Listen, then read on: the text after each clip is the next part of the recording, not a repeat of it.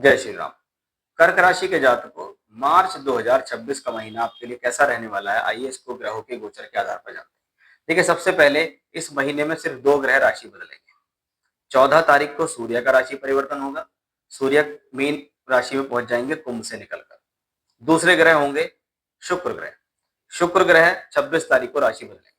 अब इस महीने में अगर आप देखो तो सूर्य, राहु, मंगल, शुक्र और बुध 8वें घर में, केतु भी 8वें घर से संबंधित है, गुरु की दृष्टि भी 8वें घर पे पड़ रही है। इसलिए इस महीने 7 ग्रहों का संबंध अष्टम भाव से है। और शास्त्र कहता है जिस भाव से जितने ज्यादा ग्रहों का संबंध बनता है उस पर उतना ज्यादा प्रभाव पड़ता है। अगर अष्टम भाव ज्योतिष शास्त्र में एक त्रिक भाव और एक खराब भाव है तो अष्टम भाव हमारी सेल्फ गलतियां भी है। सबसे पहले हम देखें तो राशि से 8वां घर सेल्फ गलतियों को दर्शाता है कि इस दौरान अगर कोई लॉसेस होने की कहानी है, कोई नुकसान है, कोई प्रॉब्लम है, तो आपकी स्वयं की गलतियों के कारण आपका नुकसान यहाँ संभव दिखाई देता है। इसलिए इस बात का विशेष ध्यान रखें कि आप इस महीने अगर कोई नुकसान कर रहे हैं तो आपकी अपनी गलतियों की वजह से होगा।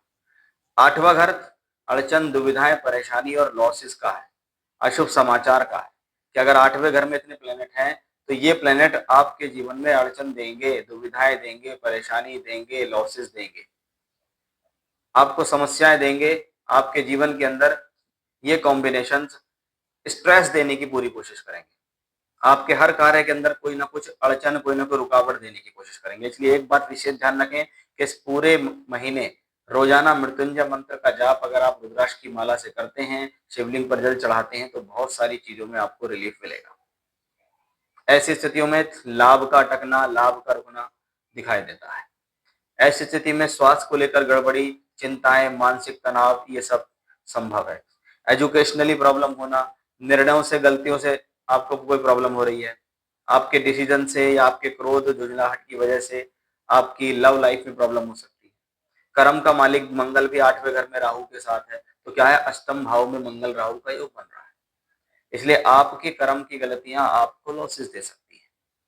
इसलिए मैंने कहा कि इस दौरान अगर कोई नुकसान हो रहा है तो वो आपके स्वयं की गलतियों से हो रहा है। इसलिए इस पूरे महीने के अंदर हमारा सबसे ज्यादा प्रयास है कि हम कोई चेंज ना करें, कोई बदलाव ना करें, ना नौकरी बदलें, ना कोई काम बदलें। जो जैसे चल रहा है उसको चलने दीजिए, थोड़ा पेशेंस रखिए, जहां जितना मिल रहा है उसको लीजिए, उसको स्वीकार कीजिए। तभी ये स्थितियां आपके लिए बेहतर दिखाई देती हैं। इसलिए एकाग्र होकर रहिए, उपाय कीजिए और स्थिर होकर इस महीने को बिना नुकसान के काटिए। जय श्री राम।